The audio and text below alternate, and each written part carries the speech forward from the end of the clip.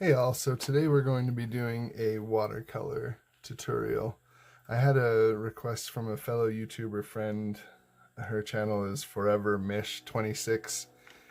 Um, she was wondering if I had any tutorials, and I really don't. I do a lot of time-lapse videos, and sometimes I do some talking where I talk about the process. But this time we're going to start making some tutorials. We're going to do watercolor, marker, acrylic paint, and ink, all of the same image. So today I'm going to be drawing this, like a winter scene.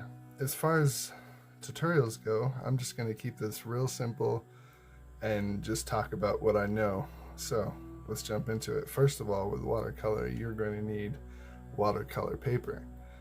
There's lots of fancy different kinds of paper, but really I think this was about the cheapest that I found. But really, as long as it's really thick and like cardstock, that's the most important thing. If you use any other kind of paper, it's going to be pretty like wrinkly by the time you're done with it, and no one really enjoys that. Next, you're going to need watercolor paints. I have a little travel set that I use all the time. They're Winsor & Newton, but it doesn't really matter. I think any kind of paint, the more money you're willing to spend on it, the better the pigment is, but you can get a pretty good result with cheap paints too. And then the next thing you need is brushes. The brushes, honestly, I think don't matter too much. You want to make sure that they're real soft. You don't want to use like stiff bristle, like oil paint brushes for this. You want to use something really soft.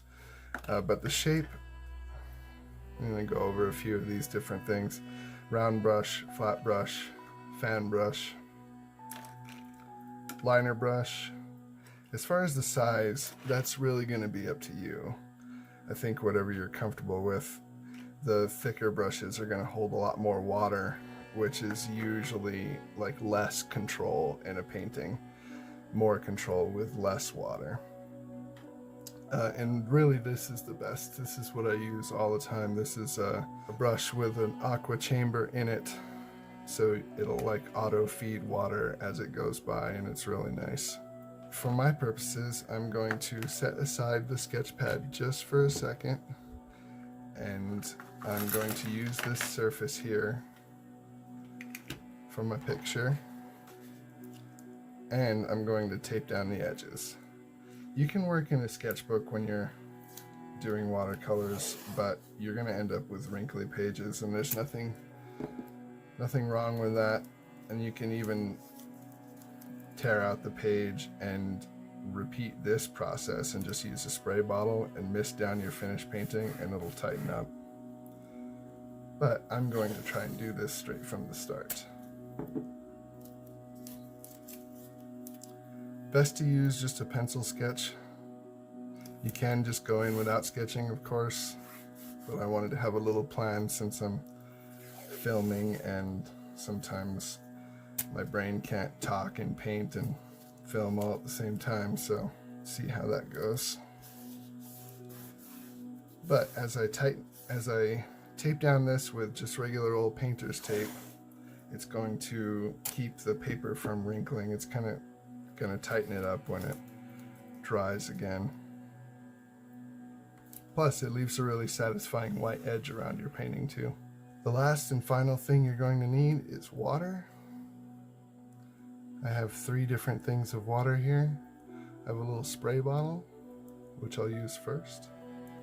Then I have 2 things of water because one of them is going to be to rinse out the paint, and the other one is going to be kept as clean as possible for when I want to use lighter colors or just pure water.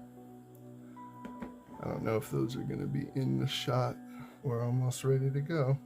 The first thing I'm going to do is I'm going to take this spray bottle here and spray down the paper just a little bit. Kind of helps the paint flow.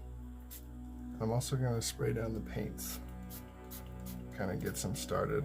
Call it priming the paint. And then very, very importantly is you may want to grab a cup of coffee, grab a cup of tea, and grab a sketchbook and follow along with me. This video is going to be mostly real time with some cuts. And I guess another really important thing is don't dip the paintbrush in the coffee. A lidded cup would be best.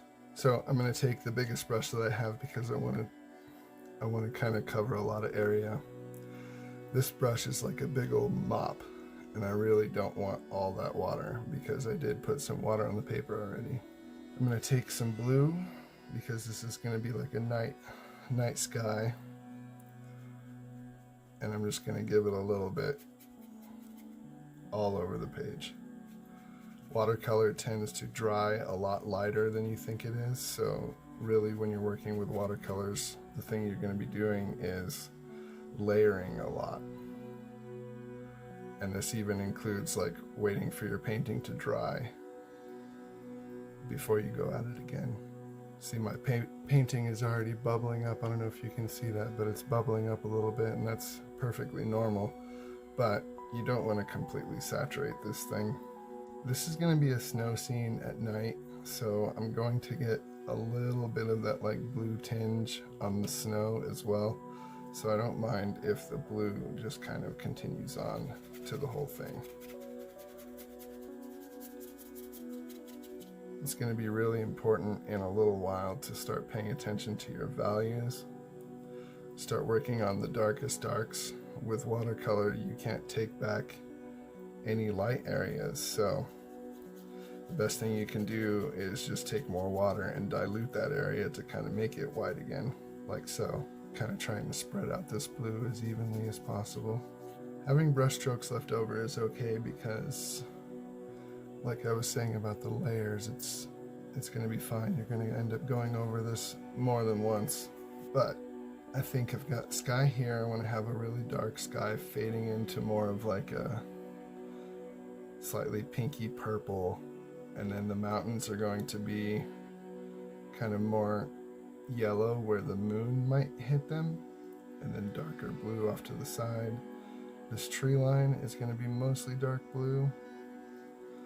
This tree is going to be a Christmas tree, and then I'm going to have some shadows in the snowbanks and like a little rocky area off to the side. But I'm going to keep on working with this big brush. I think this is important for painting in general, whether it's watercolor or acrylic or whatever, is you want to work with the biggest brush you can possibly get away with, because it's going to force you to stop caring about the details so much. You're just going to drop color in wherever you can, color and value. So I'm just sticking with that same old dark blue, and that's going to be my main like dark value. Try and fade around the moon a little bit. I don't want to get any blue paint on the moon because, like I said, watercolor, one thing about it is you can't take it back so easily. So your areas with the lightest value, you want to try and keep a little bit free. Now there is a product, like this is going to have stars and stuff. I don't have any on hand, but you can get like a masking fluid or rubber cement and put in all those white areas, and that way after you've painted it, rub off the masking fluid, and then it leaves the white of the paper behind, which is definitely handy. But most of the time whenever I buy masking fluid, I forget that I own it, and it dries up. So I just tend to go without. Trying to envision the mountain that is not being hit by the moonlight in this particular scene. And then the trees will be backlit as well, so I want some dark blue there too. Trying to get rid of that water. This brush really is a mop. As you can see, for pine trees, I'm really just going with some kind of general spiky pattern. I'll clean these up a little bit. Like I said, watercolor is going to dry lighter than it looks now.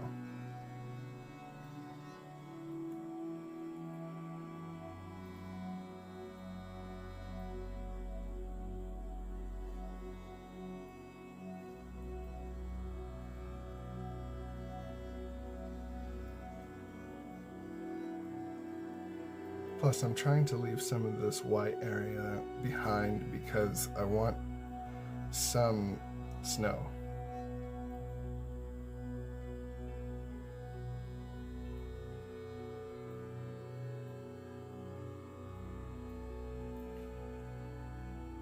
And this is kind of like, I imagine, a rocky bluff or rocky cliff area.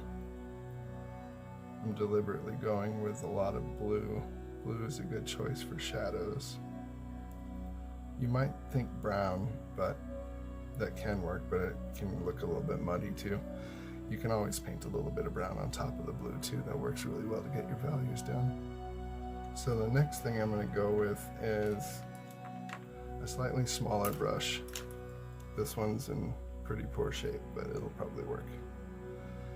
And I'm going to go in with some dark green.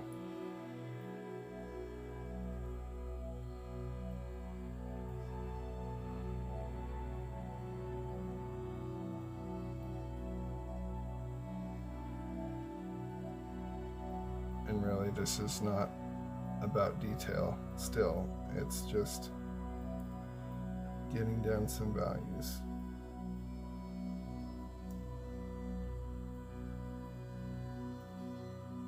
Also, a lot of things you'll find when you're looking at watercolor paintings is if there is an underlying sketch, it's more of a suggestion. You can be really tight and delicate with it, and you can use masking fluid, like I was saying, to get exactly where you want it to be, but a lot of the time watercolor just sort of has this like blooming effect, which can be really nice.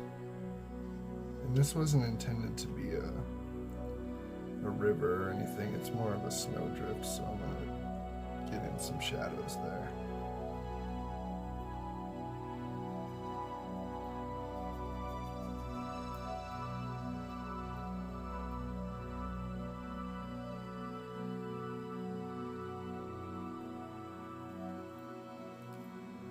I'm still trying to figure out how I'm going to do the Christmas tree. I think what I want to do is paint the ornaments and then paint the tree green blue color around it. I think that makes the most sense, because like ornaments and light really aren't going to be the color you think they're going to be. They're going to be more white. So I want to leave some of that white and then do like a halo of the color around like each individual light bulb. I say that, but this drawing is very small, so it might actually be it might not actually be that easy to do. Alright, now I'm going with the fan brush. The fan brush is really good for trees, evergreen trees specifically. And you can watch any Bob Ross video and he will show you how to do those perfectly. Basically, you're just going to start on the edge and kind of flick paint out. I'm starting to realize that this is too big of a brush for this particular project.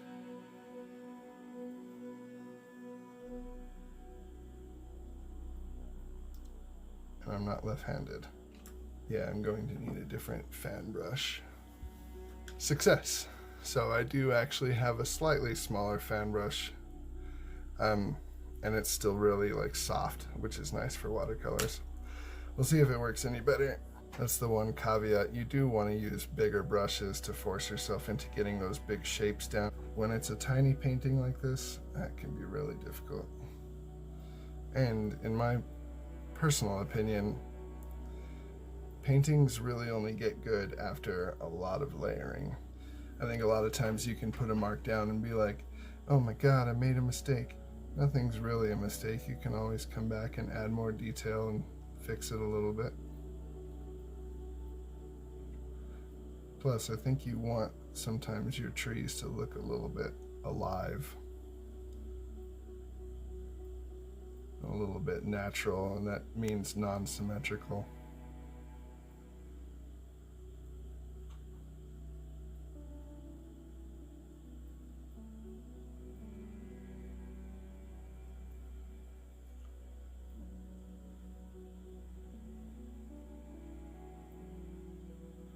You can also take a fan brush that has this bad habit of splitting like that.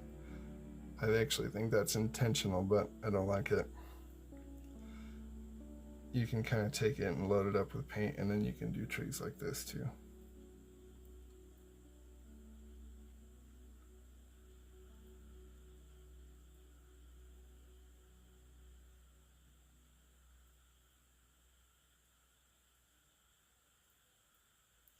I actually want a little bit darker of a value, so I'm going to go in with this green and blue mixed together and see if that gives me a little bit of a darker color.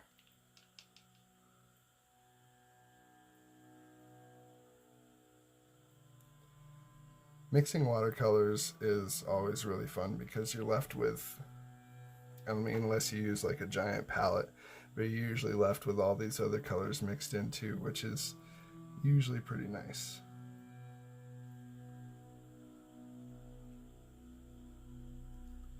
So right now I'm actually going to paint this area like completely dark. So really all I want is like the hint of some trees. And that is working really, really well for that.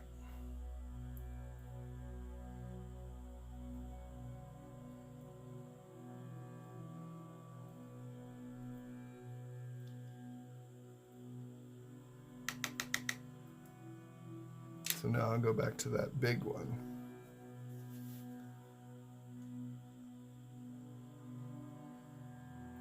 And just go.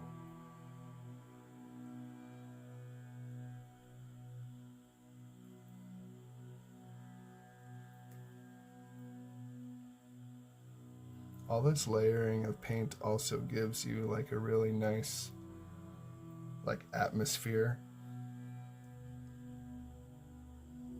Things that are further away from you, like these mountains, tend to be lighter in value than things that are closer to you, like these trees. So I want to make sure that this like forested area is very dark, and it's probably going to take several passes. Probably going to have to let this dry and come back to it again. Also, my little Christmas tree here is going to be a focal point, so I want to make sure there's some contrast around it. I don't want much of the same color, so I'm trying to make that area completely blue, and then I'll make the tree green. Now I'm going to switch gears completely because all the areas that I've been working on are getting oversaturated. So I want to try and make like a lighter pinkish, reddish, yellowish color. And as you can see, it takes a lot of washing to get the blue off completely, so you have your clean water to get the blue out. I'm going to use this well here and get some yellow, get some red, get some white. The white in watercolors never stays white. Which brings me to another point. If you wanted to actually like use white in your painting, that would be definitely getting a higher quality watercolor set. The whites would be a little bit better. The lights would be a little bit better, like yellow. Or you could just go with gouache. Gouache is another type of paint that's more like an opaque watercolor, and I really like using that a lot. Alright, so now I've got this kind of like muddy white color, and it's a little warmer than the paper. It's a little warmer than the surrounding blues and greens, which is perfect for the like path that the moon glow is going to be. And it's okay if you get some of the blue mixed in there too, that's fine. The moon itself is also going to be this color. Contrasts very nicely with the sky. So I'm going to wash that off. Now I want to try and get like the slightest amount of purple or pink.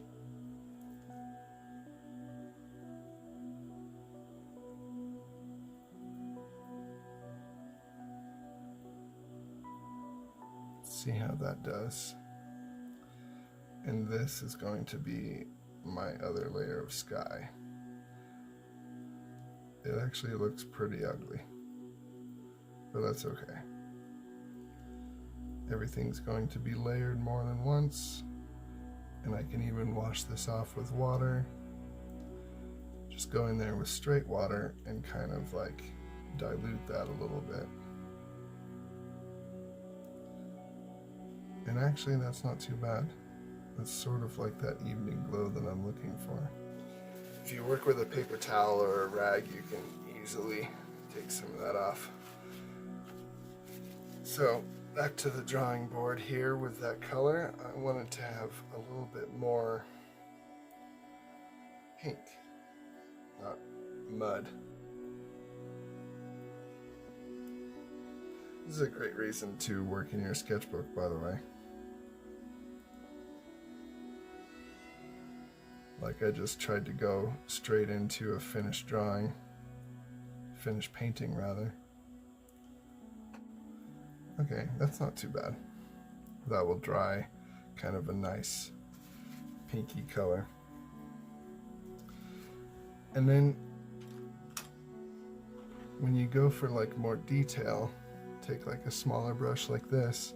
I'm going to go back with that some of that moon glow color and put it right on top of the mountain.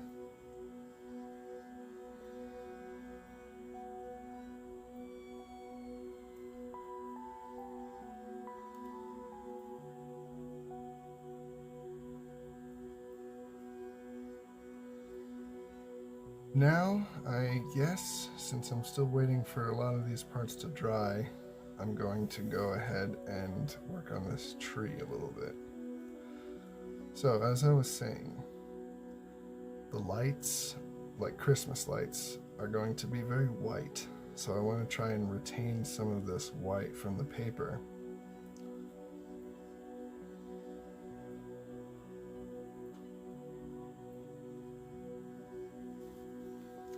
You'll find out with a lot of artworks, it's actually everything you do is perfectly fine.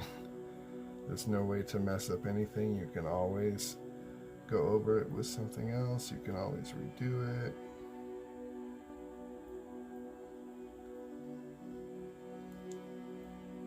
He says as he currently turns his Christmas tree into a pile of mud.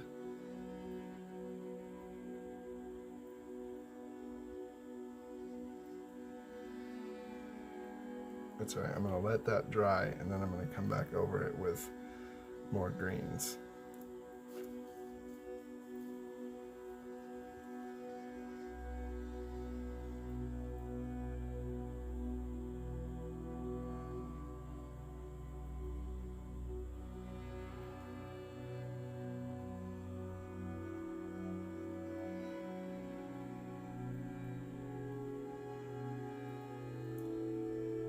Christmas tree also needs a little bit of three-dimensionality to it.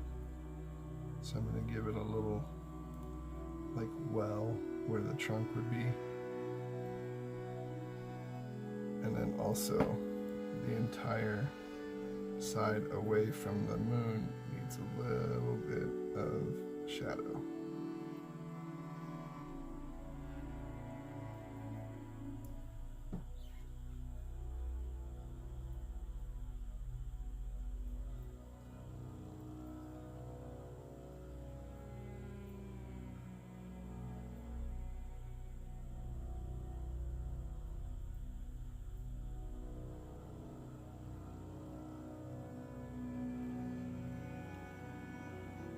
I think that's dry enough to go back over it with more blue. Get that big brush back out.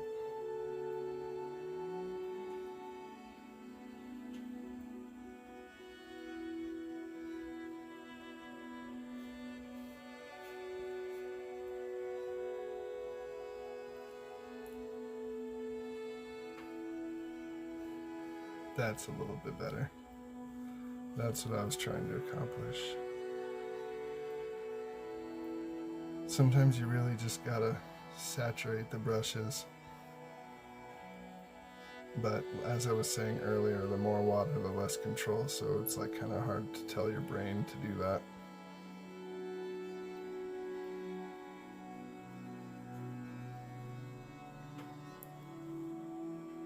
I'm going to try and blend this blue color into the reddish color.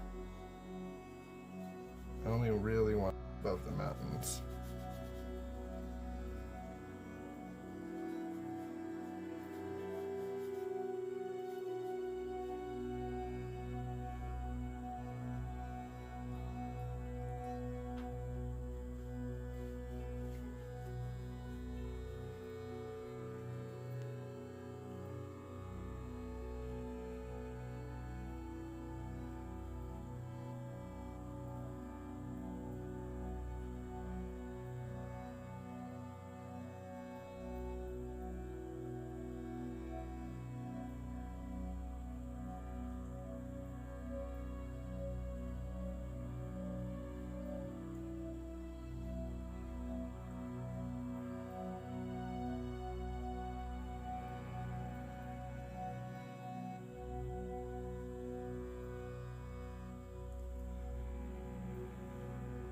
That actually gives really nice like atmosphere.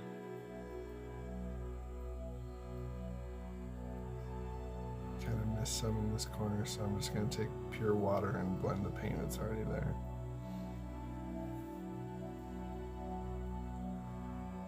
Now, this is nighttime, and eventually the Christmas tree and the moon are going to be the brightest things in the picture. So I want to take, this is a little risky, but I'm going to start painting all the snow blue.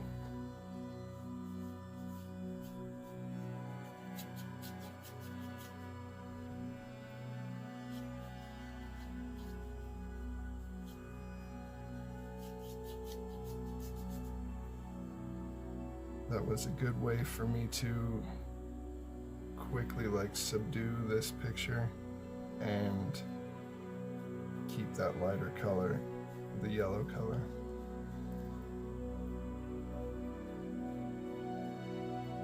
Sometimes it's a good idea not to be afraid of just putting big, bold strokes.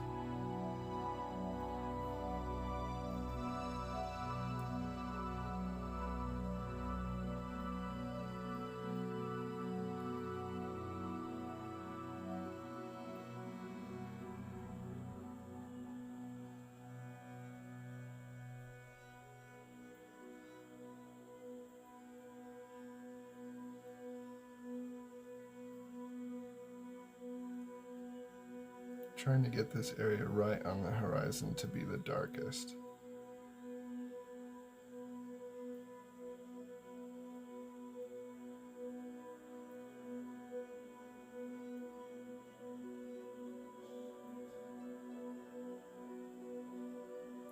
And I want some of the dark blue right on the edge too, because this is kind of a dark, scary forest back in here.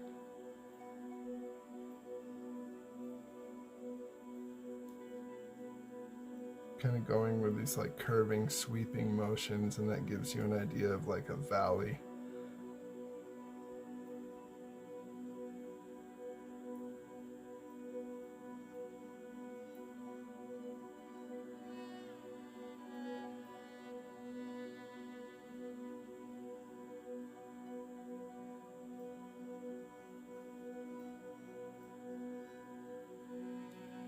Now I'm going to start using a little bit of brown mixed with the blue that's already on the brush. And that's going to be right in here on these rocks.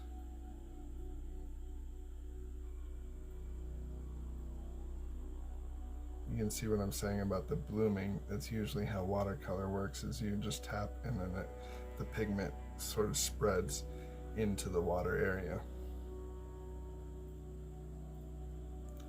And you can get rid of that again with a paper towel.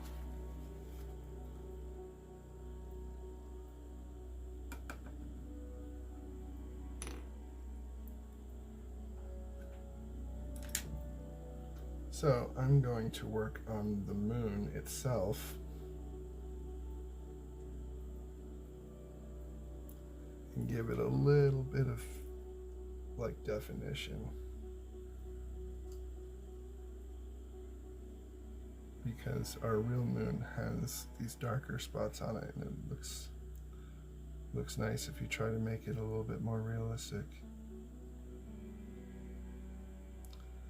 Again, you'll notice for the darker things I'm doing, it's always going to be the dark blue.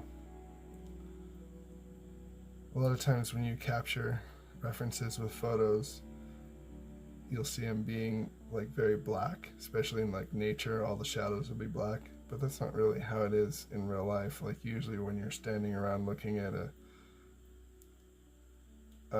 wilderness scene, there's no black. Everything's usually in shades of like dark brown, dark blue. There's also no real white either.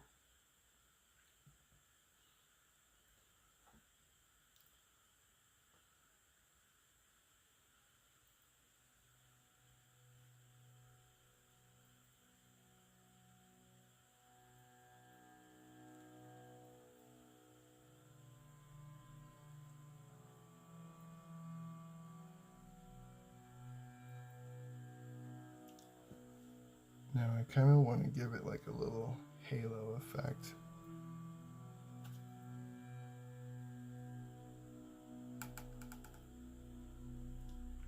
Which is a little risky because my white is completely contaminated. Another good reason to keep a paper towel around. You can just take some of that color you don't want, wipe it right on the paper towel.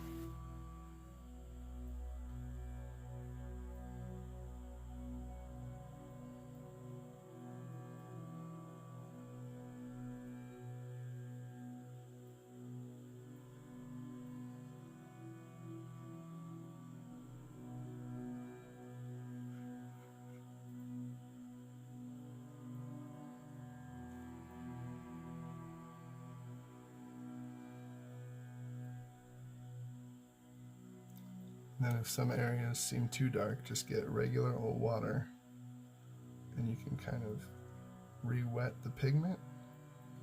Take a paper towel and lift some of it right off.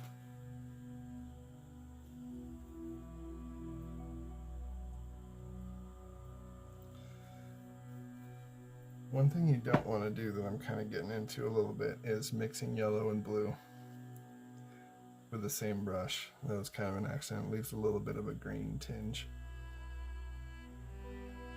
So it's good to keep that in mind.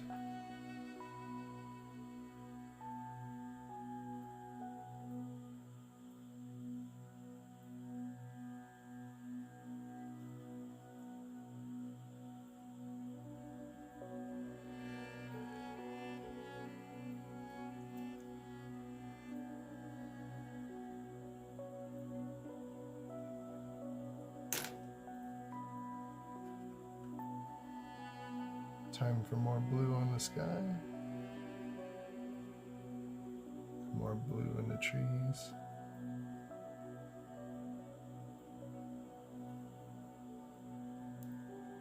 More blue on the rocks. Basically, for a nighttime scene, more blue everywhere.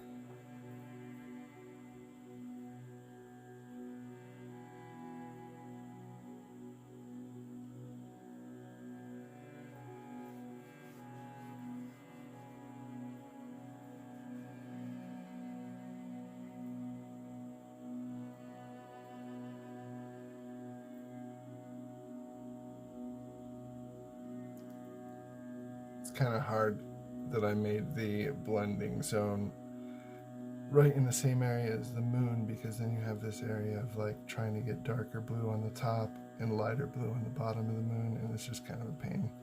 Good to think about some of these compositional elements before you start. Or just mask the area and then paint the moon last. Try and do your sky brush strokes to where they're kind of like horizontal, can kind of mimic some other atmospheric conditions or clouds, something of the like.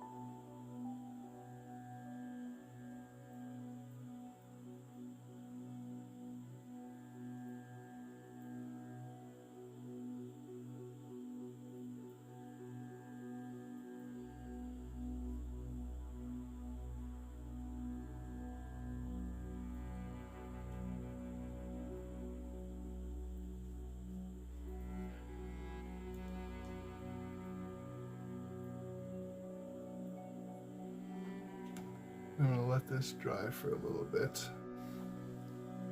If you have no patience, you can always use a blow dryer.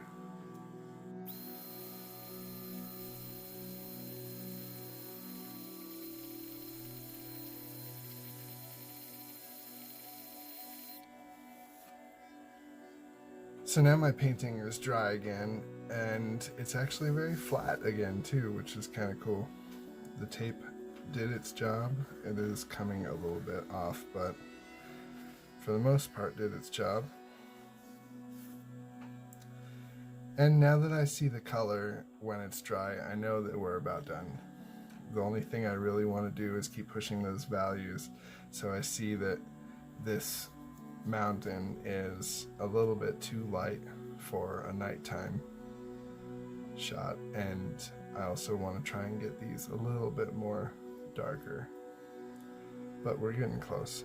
So how I'm going to accomplish that is this time I'm going to go with the bigger flat brush, and I'm going to try and get a lot of blue paint on it. And I'm going to go into those darker areas and just dab it in.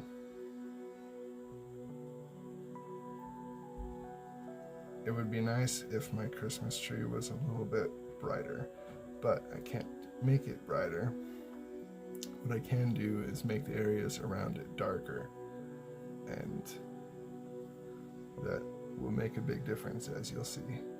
Also, sometimes the flat brushes can create these nice effects. I'm just like dabbing it on and it's leaving these like little stippling. Kind of gives some more texture through the trees, which is nice.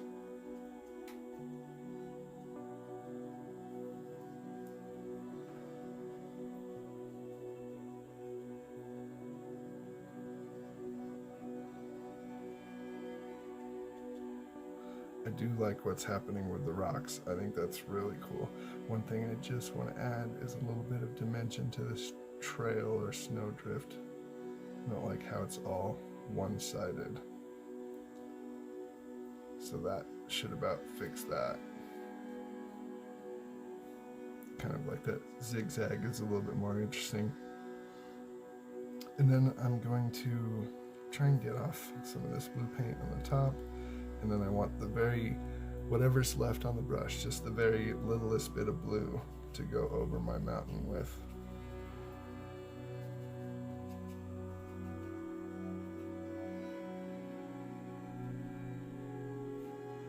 Trying not to mix the blue with the yellow, then you'll get green.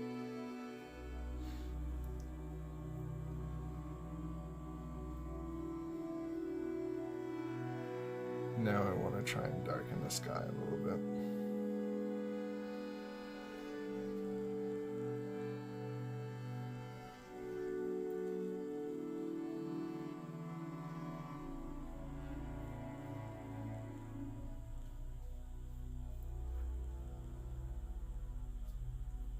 You can also use your finger to take some of the paint off.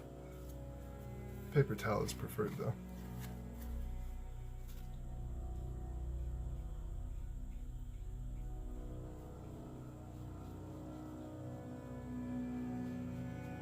The brush is kind of getting near dry now, but because I have water on the paper, it's still kind of reacting with the paint that was already put down previously and adding this nice little blending effect. So, to reiterate, use a bigger brush, get your big shapes in first, then go in with the details. With watercolor, it's very important to make sure that you leave the white areas because you can't put them back. I want to add more dark areas. And the next thing I want to do is add in some white highlights. You can do this, like I said earlier, with gouache, a type of paint that's water activated, but it's opaque. You can do it with watercolor paints. You can do it with acrylic paints. Or if you're me, you can use an acrylic marker. And actually I have a bunch of these things to test. I have just a regular gel pen, another gel pen, some other kind of white marker.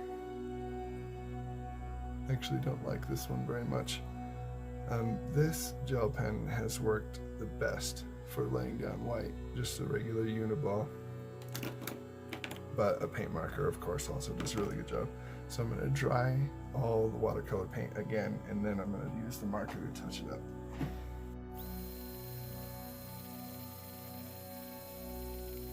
Okay, so first things first is I want to have stars. This is nighttime after all, So I'm just going to use the white paint marker and just go nuts, making dots. And then I'm going to just try out this new one I got, this Paper Mate, just to see if it works.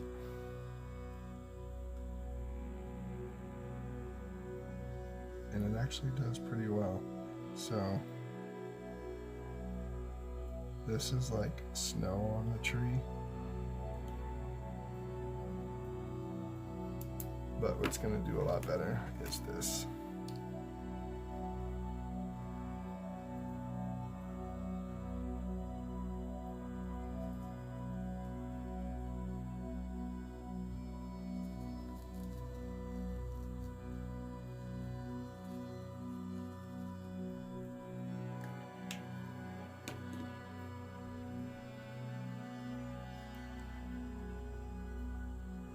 I'm actually kind of wanting a little bit more blue in here.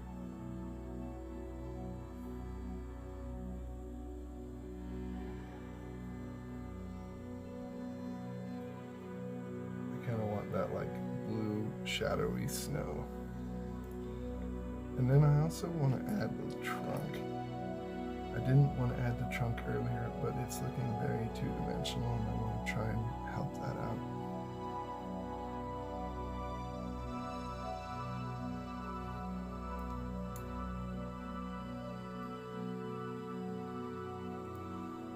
But I think you get the idea that this tree is like a Christmas tree. It's kind of glowing. I do want to make it a little bit more irregular looking with the pen. I don't like the fact that it looks so triangular. I like how the pen's reacting with the water that I just put down too. That's kind of nice. So as you can see, I'm kind of trying all these just to see what I like the best. So there we have it. That is our finished watercolor painting. Now for the satisfying bit of taking the tape off.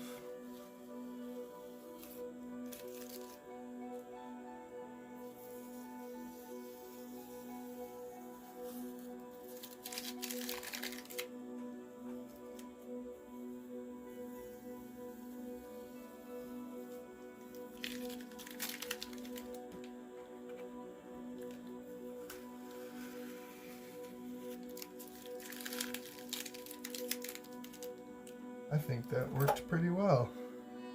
The last thing you want to do is just give it a little signature. And there we have it. Like I said, I'm going to be making 4 identical ones of these with different mediums. So if you like this video, or if you like learning how to use markers or acrylic paint, stay tuned, subscribe, hit the links in the description, and see you next time. Thanks.